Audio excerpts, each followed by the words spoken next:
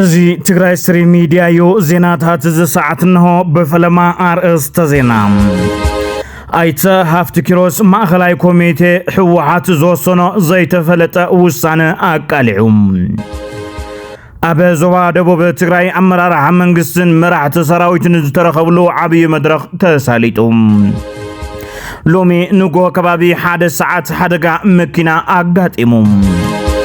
ፖለቲካ ውድብ ስምረት ሎሚ 14 ጥቅምት 2018 ዓመተ ምህረት ፈላማይ ጉባኤው አበ ከተማ አዲስ አበባ አካሂዱ ቢሮ ሰላምን ጸጥታን ትግራይ መግለጽ ሂቦም ሎሚ ናይዞመን ካልኦትን ዜናታት ሒዝና ቀሪብና ኣለና ንምከታተልኩም ላይክ በመግባር ከጀምሩ በኽብረን ትሕትና ሓቲትና ናብቲ ፈላማይ ዜናና ክንሰግር አበ ትግራይ ዘሎ መሪሕነት ተፈጺሙ ንትግራይ ዝምጥና ይኮነን ኢሉ አማሓዳር ዞባ ደቡብ ትግራይ ነበር አይተ ሃፍቲ ኪሮስ ሃይሎ ወሲልካ I'm sorry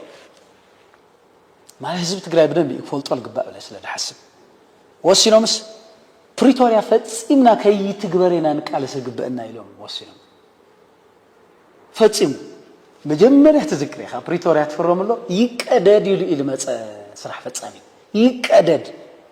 አይንቅበል ይኮን ይቀደድ ከቀደድ ይውሉ ማخላይ ኮሚቴ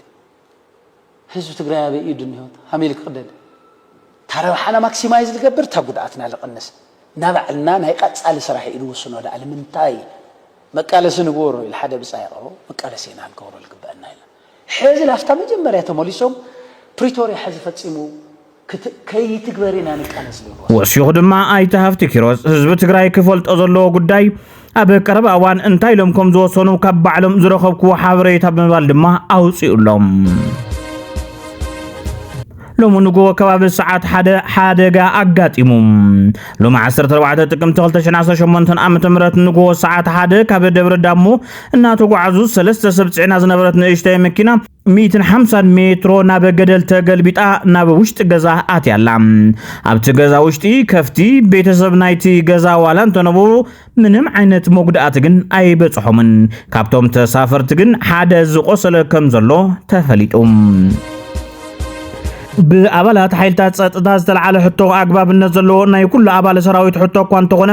አበ አካይዱ ግን አግባብነት ዘይብሉን ዲሲፕሊን ዝጎደሎ መንባሩ ገሊጾም ገምጋማው መድረኽ ዘካይዱ አባላት ኃይል ጸጥታ አርምቴስ አንክልተን ክብል ቢሮ ሰላምን ጸጥታን ትግራይ መግለጽ አውጽኢሎም ሃልዋትና ሓድነትና ናብ ስሙር ሓድነትና ይምስረት ብዝል መሪ ሐሳብ ዝተካይደ ገምጋማው መድረኽ አበ ዝሓለፈ ቅነ ዝተካይደ ሰልፈ ሰራዊት ረብሓታትን ጥቅምን ሰራዊት ይተሓለው በአግባቡ ይፈጸም ዝብሉ ሕቶታት ናይ ኩሉ አባል ሰራዊት ዋላ እኳ እንተነበሩ አበ ፈጻጽማ ዝነበረ አካይዳ ግን ጎጎይ መንባሩ ተገሊጹ ነስዕቡ አርምቴስ አንክልተ ነብ ዘካይደው ገምጋማው መድረኽ ነቲ ዝነበረ ኩነታት ብዕምቆት ብምፍታሽ ንቁኑዕ ሕቶኦም ሕዝቡን ዘስመሩሉ እንትኾኑ ጸላእቲ ንሕቶታቶም ንምጭዋይ ክብለጽሉ ዝተካይደ ርሕቀትን መሳርሒ ጎጎይ ፖለቲካዊ ዕላማታቶም ንምግባር ዝተገበረ ፈተናታት ግን ከም ዝኹንንዎ ገሊጾም ክብል ቢሮ ሰላምን ጸጥታን ትግራይ ገሊጹሎም አበ ዝሓለፈ ሰለስተ አዋርሕ ልዕሊ 300 ኮብለልትን አኾብለልትን ኣብ ትሕቲ ቁፅፅር አውዒሉ ቤት ጽሕፈት ፖሊስ ዞባ ደቡብ ምብራቕ እቶም ዘይሕጋውያን ደላሎ በናእሽቱን ዓበይትን መካይን ብምጥቃም ብእግሪ ብምጓዓዝን እዮም ትሕቲ ዕድመ ዝርከቦም መናእሰይ ዘኸብሉ ኢሉ ፖሊስ እትወረዳ ካብ 2016 ዓመተ ምህረት ክሳብ 2017 ዓመተ ምህረት ብዘይሕጋዊ ስደት ካብ ዝተጓዓዙ ልዕሊ 60,000 መናእሰይ እቶም 900 ሙማቶም ካብ ቢሮ ጉዳይ መናእሰይ ዝተረኸበ ሓበሬታ የረድእ አበ ትግራይ ሰላማዊ ፖለቲካዊ ቃልስን ምክያድ ዓሊሙ ዝተጣየሸ ፖለቲካ ውድብ ስምረት ሎሚ 14 ጥቅምት 2018 ዓመተ ምህረት ፈላማይ ጉባኤው አበ አዲስ አበባ አካሂዱ ኣብቲ ጉባኤ የተጌታቸው ረዳ ሐዊሱ ቅድም ኢሉ ግዚኡ ዘብቅዐ ግዚያዊ ምምሕዳር ትግራይ አመራርሓ ዝነበሩ መስራቲ አባላት እቲ ውድብን አመራርሓ ካልኦት ውድባትን ከምኡውን ወኪል ቦርድ መረፃ ኢትዮጵያን ተረኺቦም እዮም ኣብዚ መስረታ መኽፈት መደረ ዝገብሩ የተጌታቸው ረዳ ስርዓት አልቦነት ኣብ ጫፍ ዝበጽሕሉ እዋን ስለንርከብ አበ ትግራይ ክግበር በመስረታ ጉባኤ በዘሕዝን መንገዲ ኣብ ካሊእ ቦታ ክንገብሮ ተገዲድና ኣለና ክብሉ ተዛሪቦም ይኹን እምበር ኣብ ዝሓፀረ ጊዜ ኣብ ትግራይ ካሊእ ጉባኤ ክገብሩ ከም ዝኾኑን ሓቢሮም ኣብ መስራታይ ጉባኤ ዲሞክራሲያዊ ውድብ ስምረት ተወከልቲ ዝተፈላለዩ ፖለቲካዊ ውድባት ተወከልቲ መረፃ ቦርድ ኢትዮጵያን ዕዱማት ኣጋይሽን ተረኺቦም ሰናይ ትምኒቶም ገሊጾም እዮም نحنا زبلنا كاتراح سماع نزبلو يأخلوكم كبهالي قبا إلو جنرال صادقان قبرتن سايم زي زغلص ديمقراسيا ودب سمرت تግራይ በአዲስ አበባ አራዳ ፓርክ አዳራሽ ናይ መስራት ጉባኤው አበዘ ሳለጠሉ መድረክ ተረኺቡ መደረ አብዘ ስሙዕለዋን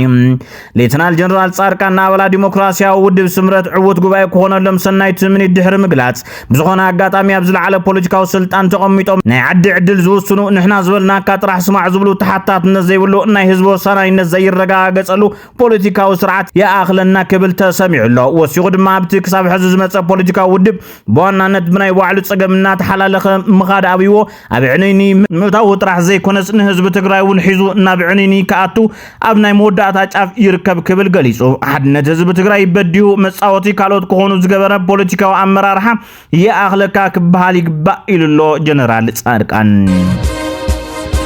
ኣብ ምዕራብ ትግራይ ሓድሽ ምዕባለ ከም ዘሎ ተገሊጹ ብሽም ህልው ኩነታት ጸጥታ ኣብ ምዕራብ ትግራይ መድረኽ አሳሊጦም ተባሂሉሎም ጻውዒት ዝተገበረሎም ናይ ወረዳን ከተማን ኣመራርሓ ምንነትን ወሰንን ኣስመላሽ ኮሚቴ ካብ ሰራሕተኛ መንግስትን ካልኦት ደገፍቶምን ተሳቲፎም እዮም ፍልፍላትና ከም ዝሓበርዎም ኣብቲ መድረኽ ዝቐረቡ ሓሳባት ዝተባሃሉ ድማ ብተደጋጋሚ ንሓቶ ዝነበርና ናይ በጀት ሕቶና ተመሊሱልና ኣሎ ካብ ባዕኸር ኣግሮ ኢንዱስትሪ ፓርክ ወልቃይ ፋብሪካ ሽኮር ሕሞራ መንገዲ ኣየርን ኣብ ቀረባ ምርዮም ኢሎም ወመሎም ኣብ ቀጻሊ ሻብዓይ ሃገራዊ መረፃ ኢትዮጵያ ከም ህዝቢ ክትሳተፉም ወከልተኹም ክትመርጹም ተባሂልና ለና ዝብል ብናይ ተደመቀ ዘውዱ ዝሓለፈ መልእኽቲ እዩ በተንሕና እንደልዮና አምነሉን ተፈናቀልተ ተጋሩ ክምለሱ ናይ ኩላትና ፈቃድዮም እቶም ዝምለሱ ድማ በገበን ዘይተሳተፉ ሰላማውያን ዝኾኑ ጥራሕዮም ዝምለሱ ልክዕ ከምቲ ካሊ ኢትዮጵያዊ ኮይኖም ዝነብሩ እዮም ናይ ምምሕዳር አካል ጸጥታ መንግስት ሰራሕተኛን ኣይምለሱን ዝብል ሓበሬታውን ተዋሂብዎም ኣሎም ምዕራብ ትግራይ ብሰላማዊ መንገዲ ብመሰረት ውዕሊ ፕሪቶሪያ ንኸምለስ ንኣሳስ 3 ዓመታት ህዝብን ሰራዊትን ትግራይ بتعجز تتصبيو زولو اتم تفناقلتي انتخونا أبي أحمد أبي مريت جزءاتنا بزلا عند نمونان حزون يزر ربارب زلو نزد ما أبي أحمد أبي بارلما سوق لكم أبي مريت صرح زول مشتراهم الأختو كمرد داتها يوسدوهم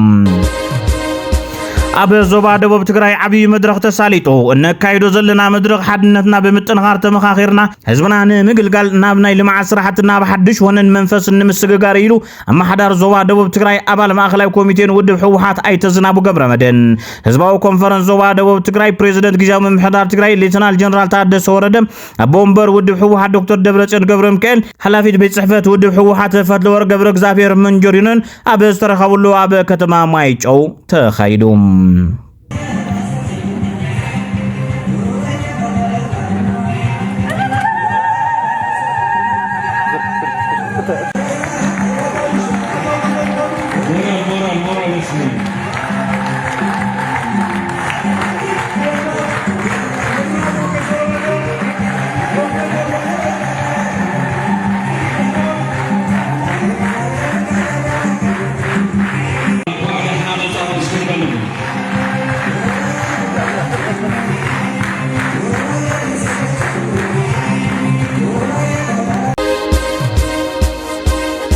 ክቡራትን ፍትዋትን ተከታተልትና ነሳዕ ዝሓዝናዮም ዜናታት ነዞም ተከታተልኩሞም ይመስሉ ነይሮም ንምክታልኩም ኣመስጊና ሰላም ንህዝቢ ትግራይ ሰላም ንኹሉ ወዲ ሰብ